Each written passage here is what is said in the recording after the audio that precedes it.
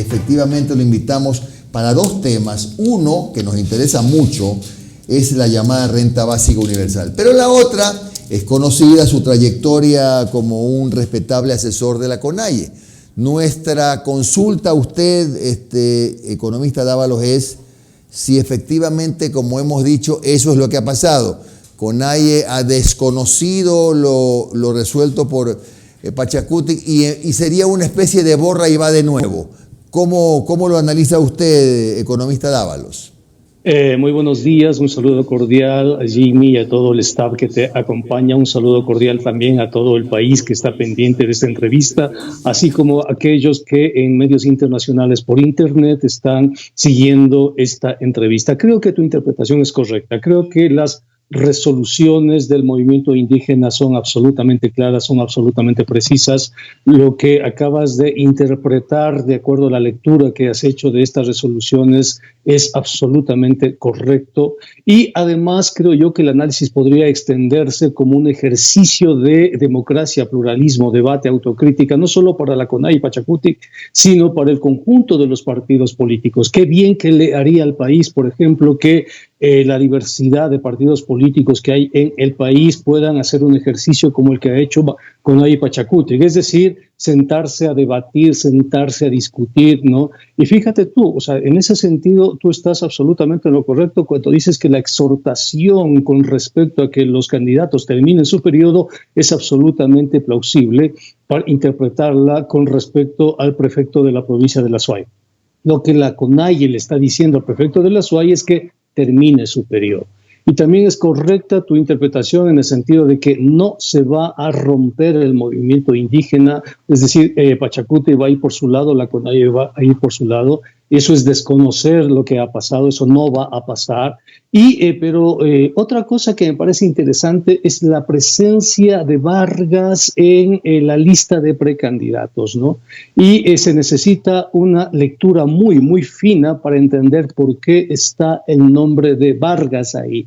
Y creo que esa lectura parte por considerar que Vargas, el presidente de la CONAIE, siempre ha actuado, sobre todo desde octubre del año pasado, como una especie de escudo protector de Leonidas Issa. Es decir, muchos sectores de Pachacutic podrían haber reinterpretado las resoluciones de la CONAIE, podrían haber soslayado la candidatura de Leonidas Issa, pero si en las precandidaturas está el nombre de Jaime Vargas, va a ser muy difícil que soslayen esas candidaturas. Entonces, creo que la interpretación, si tú quieres, la forma por la cual habría que interpretar esta resolución es que el nombre de Vargas sigue actuando como escudo protector para Leonidas Issa y que todo apunta, absolutamente todo apunta a que finalmente el candidato que irá a las primarias y que probablemente tenga el apoyo de las bases y de la CONAIE incluso sea Leonidas Issa, ¿no? O sea, todo apunta a que sea Leonidas Issa quien finalmente represente al movimiento indígena en estas elecciones presidenciales. Todo apuntó ya y ya creo que apuntó y dio centro a don Yacu Pérez, insisto, más allá de sus méritos personales, le han dicho termine su periodo y ya no es precandidato, ¿así? Bueno, el movimiento indígena es muy democrático, el prefecto de La Suay tiene absolutamente todas las garantías para ser precandidato, o sea, sigue siendo, no se le ha desconocido, pero la exhortación de la CONAIE es absolutamente contundente, ¿no? Lo que debería hacer Yacu Pérez después de estas resoluciones es retirar su candidatura, pero si no retira es absolutamente legítimo que siga participando. Y no es una cuestión personal con respecto a Yacu Pérez, consideramos que Yacu Pérez es un cuadro valioso, importante, fundamental, ¿no? Además forma parte de la resistencia al agua, etcétera, sino que el movimiento indígena considera que perder la prefectura de La Suay por elecciones inciertas es un costo muy alto, ¿no? Muy alto, y que este momento vale más conservar todos los espacios que se tienen porque la disputa electoral va a ser muy difícil, va a ser muy compleja, las circunstancias han cambiado de una forma radical producto de la crisis sanitaria y que Yacu Pérez tendría un rol mucho más importante como prefecto, además de mostrar que el movimiento indígena en sus autoridades locales puede hacer muchísimo para el país, ¿no? Que de candidato. Entonces lo que le ha dicho el movimiento indígena al Yacu es, mira, te necesitamos más de prefecto que de precandidato, ¿no? Piénsalo. Si tú quieres, o sea, sigue siendo bienvenido, pero sería mejor, sería más conveniente que mejor te quedes ahí y sigas trabajando en la prefectura. Creo que ese es el mensaje in fine, o sea, el subtexto que se podría leer de estas resoluciones de la CONAIE. ¿Y cuándo sería la nueva asamblea, imagino, en la que ya la CONAIE va a definir quién es su candidato, con quién van en alianza, etcétera? Porque esta fue un poco una asamblea que puso la casa en orden, más o menos, ¿no? Exactamente. ¿Cuándo va a ser la próxima asamblea? El 22 de agosto son las elecciones primarias. La idea del movimiento indígena es llegar a consensos, ¿no? Que el candidato sea por consenso, pero el 22 de agosto se harán las primarias. Si Yacu no retira su candidatura, entonces se enfrentará con Leonidas Issa y con Jaime Vargas el 22 de agosto en elecciones primarias. Economista, ¿cómo está? Le saludo, Omar Jaén. Hola, economista, me acaba de informar, 22 de agosto estas elecciones primarias, ¿no, verdad? Pero ojo que hasta el 24 se puede hacer la democracia interna, ¿eh? Cuidado, se queda sin tiempo para inscribirse.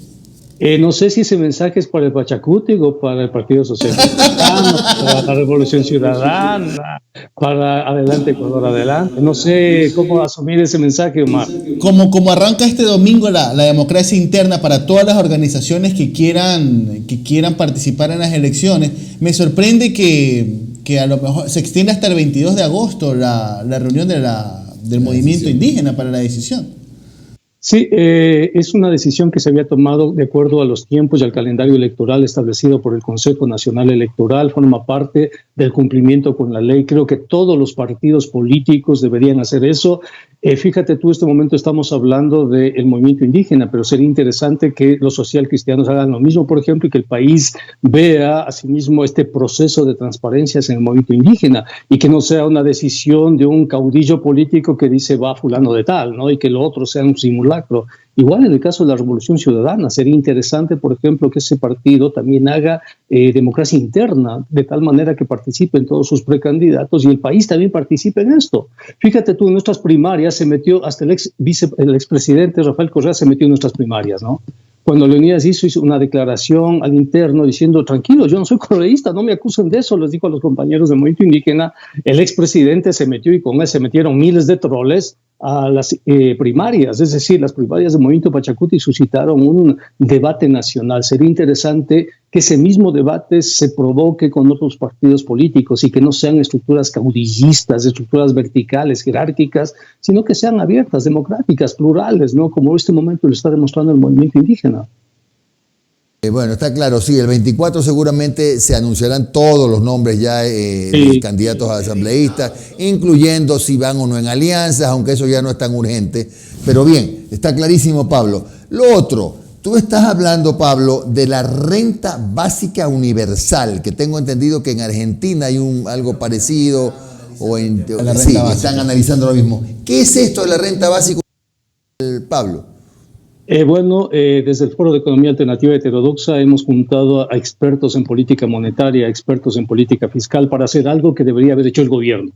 Es decir, cómo proteger a la población en un contexto de crisis sanitaria y crisis económica. En Quito, en Guayaquil, en Cuenca, en Ambato, se están cerrando locales comerciales todos los días porque no hay la capacidad de demanda efectiva para sostener los niveles de consumo, los niveles de inversión, desde los pequeños locales hasta las grandes empresas. Y el gobierno no hace absolutamente nada, Jimmy.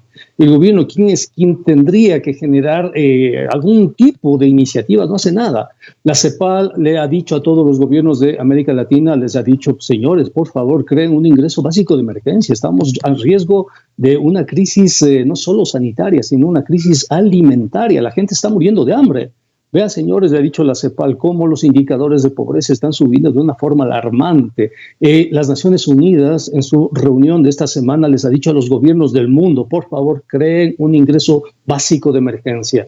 El gobierno español acaba de crear el ingreso mínimo vital para una asignación para que los hogares puedan defenderse ante la situación actual. En Colombia, un grupo de senadores ha propuesto el ingreso básico de emergencia para soportar las actuales circunstancias. En Brasil se le está diciendo al gobierno de Bolsonaro que extienda Bolsa Familia para varios meses más. En Argentina, el Ministerio de Trabajo y además de Inclusión Social está discutiendo la renta básica, y aquí no pasa nada, Jimmy, aquí no hay nada, no hay una sola política de defensa, no hay. Los partidos políticos, fíjate, están en cualquier cosa menos en generar iniciativas para los ciudadanos. Por eso nosotros con estos expertos hemos diseñado un programa de renta básica, un programa que implica una asignación mensual de $400 para 1 millón de personas, que tendrá que ser aprobado por la Asamblea Nacional. Vamos a entregar esta propuesta el día de hoy, vamos a anunciarla al país. Están bienvenidos, es un Zoom abierto para que se vea cómo hemos diseñado esta renta básica, cuáles son sus características, cuál es el mecanismo de financiamiento, etcétera. Y en unos 15 días vamos a entregar la respectiva Perdona la ley. interrupción, que beneficie a quiénes y efectivamente de dónde sale la plata. Que beneficie a 1 millón de ecuatorianos, jefes de hogar que han perdido empleo, que han perdido la posibilidad de ventas, de vendedores ambulantes que no tienen posibilidad de vender absolutamente a nadie, ¿no? De personas que antes trabajaban y ahora ya no tienen empleo, de mujeres en este momento que son jefes de hogar, que tienen que cuidar a sus niños y no tienen la posibilidad de tener ingresos. Es decir, que beneficie a ecuatorianos, técnicamente se llama de los quintiles 1, 2 y 3, ¿no? Es decir, de la población más pobre, más desamparada. Y yo insisto en esto, este es un programa que debió haber sido creado por el gobierno, no sé por qué el gobierno no lo hace, ¿no? Pero Pablo, estamos hablando de $1.000 millones más o menos, ¿verdad? No, estamos hablando al año de 4.800 millones de dólares. Pero, de nuevo, y con mucho respeto, Pablo, ¿de dónde sale la plata? El mecanismo de financiamiento que nosotros hemos previsto es primero utilizar algo que se llaman medios de pago electrónicos. Es decir, cumplir con los protocolos internacionales que dicen que los billetes y las monedas pueden ser vectores de contagio. Es decir, volver a activar la cuenta de dinero electrónico que tenía el Estado ecuatoriano y que fue lamentablemente transferida a sectores privados por la Ley de Reactivación Económica en diciembre del año 2017. Entonces, volver a reactivar eso, establecer lo que dice la ley. El artículo 14 del Código Orgánico Monetario Financiero le da la posibilidad al Banco Central de establecer medios de pago y unidades de cuenta. Y además, los artículos del Código Orgánico Monetario le dan la posibilidad al Banco Central de emitir los títulos valor del Banco Central. Y esos títulos valor no son deuda pública, ¿no? Y pueden ser respaldados por notas del Tesoro del ente rector de las finanzas públicas, que tampoco son deuda pública cuando se emiten con plazos menores de un año. ¿Cuál es la idea? La idea es que el Banco Central emita en una cuenta especial 400 millones mensuales respaldada por notas del Tesoro. Esos 400 millones se acreditan en las cuentas de 1 millón de beneficiarios del sistema en dinero electrónico. Ese dinero electrónico, medios de pago electrónico, están preasignados. El 60% es para perecibles y no perecibles, el 20% es para pagos de agua, luz, teléfono, conexión a internet, y el restante 20% es para la afiliación voluntaria al IES. No pueden comprar en grandes tiendas comerciales, sino en tiendas de barrio, en mercados, en redes agroecológicas. No pueden transferir ese dinero al exterior, no pueden pagar otra cosa que no sea aquello que está previsto en el programa de renta básica, no pueden pagar otras cosas, no pueden pagar cuotas del auto, matrículas, etcétera. No, está específicamente destinado a hacer compras en tiendas de barrio y en redes agroecológicas. No hay chance de que gasten en otra cosa, no es acumulable, es decir, si no te gastas el dinero a inicios del próximo mes se pone en cero, y el sistema de pagos administrado por el Banco Central además compensa los dólares que se emiten con los dólares que retornan al sistema de pagos y vuelve a emitir, porque los TBC son revolventes, ¿no? Son revolventes y son desmaterializados. Economista, a ver, 1 millón de personas, darle prioridad a las personas que han perdido su empleo durante esta pandemia, obviamente. Pero temporalmente, ¿por cuánto tiempo? ¿6 meses, 3 meses, 1 año? ¿Cuál es la propuesta? Hasta que la economía se reactive, hasta lograr la reactivación de la economía. Eso puede ser un tiempo... Sí, se calcula, la CEPAL, el Banco Central calcula 1 año, año y medio hasta que se reactive la economía, ¿no? Entonces, hay la posibilidad de hacer esto, y este es un programa que yo no entiendo por qué no lo hizo el gobierno. O sea, no tiene impactos inflacionarios, no tiene impactos sobre la base monetaria, no tiene impactos. Y Pablo, disculpa la interrupción, Pablo, sí. Pero créemelo, me gustaría que me expliques un poquito más de precisión, no mucho tiempo, por supuesto, pero con tu poder de síntesis. ¿De dónde, por qué no es deuda? ¿De dónde sale la plata? Estamos hablando de 4.800 millones, qué sé yo, en un año, pero de algún lado sale la plata. Son 400 millones al mes. Entonces, el Banco Central emite un título TBC de 400 millones. Esos 400 millones que emite el TBC están cubiertos con una nota del Tesoro de 400 millones porque es deuda, si tú quieres, menor a un año, en consecuencia no se contabiliza como deuda pública. Ese dinero se acredita en las cuentas de los beneficiarios del programa, que son 1 millón de personas aproximadamente. Esas personas con ese dinero realizan compras, pagan servicios y se afilian al IES. Ese dinero con el que realizan compras en los circuitos monetarios termina en las empresas que producen, los grandes proveedores. Estas empresas utilizan ese dinero para pagar afiliación al IES o para pagar impuestos al Estado. El Estado recoge ese dinero y lo deposita nuevamente en las cuentas del Banco Central. El Banco Central el siguiente mes compensa las cuentas, por eso es un circuito monetario que no afecta al sistema financiero nacional. No compensa. Que la plata da vueltas, Pablo, ¿no? La plata da vueltas. Falta emitir los 400 millones. Otra vez las personas realizan compras en los establecimientos utilizan ese dinero para pagar proveedores, el proveedor paga al fabricante, el fabricante coge ese dinero y paga al Estado los impuestos, paga al IES, ¿no? Y si necesita dinero para importar insumos para la producción, el Banco Central le abre una línea de importaciones, ¿no? Con ese dinero retorna al sistema de pagos, se cancelan los dólares que habían sido emitidos y se vuelve otra vez a emitir. Es un circuito monetario de producción a escala, porque es un circuito pequeñito en relación al gran circuito financiero que no le topa al sistema financiero nacional, que no topa las finanzas públicas y que es un circuito revolvente que permite crear dinero. Es cuando en una sociedad hay producción, hay condiciones de producción, pero no hay dinero. O sea, el problema de nuestra sociedad es liquidez, no hay dinero. Entonces lo que vamos a hacer es crear un mecanismo. En libros, pero no en moneda física. Hay movimiento en libros. Exactamente. Tú no puedes, por ejemplo, sacar del cajero ese dinero. No puedes utilizarlo en aquello que no esté destinado. Y no puedes ir, por ejemplo, a Supermaxi, al Mi Comisariato, a ti, porque no forman parte del programa. Forman parte del programa las tiendas de barrio, las 140,000 tiendas de barrio. Ahí tienes que hacer las compras, ¿no? Forman parte del programa las empresas públicas de agua potable, de energía eléctrica, las empresas de conexión a Internet. Forma parte del programa el IES para la afiliación voluntaria al IES. Y si tú no gastas en eso, simplemente no se te asigna, nada más, ¿no? Entonces, no puedes transferir al extranjero, no puedes pagar otras cosas, no es materializable, eso significa que no puedes sacarlo de un cajero, no es acumulable, solamente sirve para lo que está especificado en el programa y es electrónico. Todo es electrónico. Todo se maneja desde Pablo, para concluir, ¿dónde y a qué hora es la rueda de prensa? Es a las 5 de la tarde. El Zoom es un Zoom abierto. Están invitados absolutamente todos. Los datos del Zoom están en mi página Facebook y en mi Twitter, ¿no? Mi página Facebook es Pablo Dávalos, entonces ahí se puede, o Foro de Economía Alternativa Heterodoxa, también la página web. Hoy vamos a lanzar también la página web. ¿Qué es lo que vamos a hacer?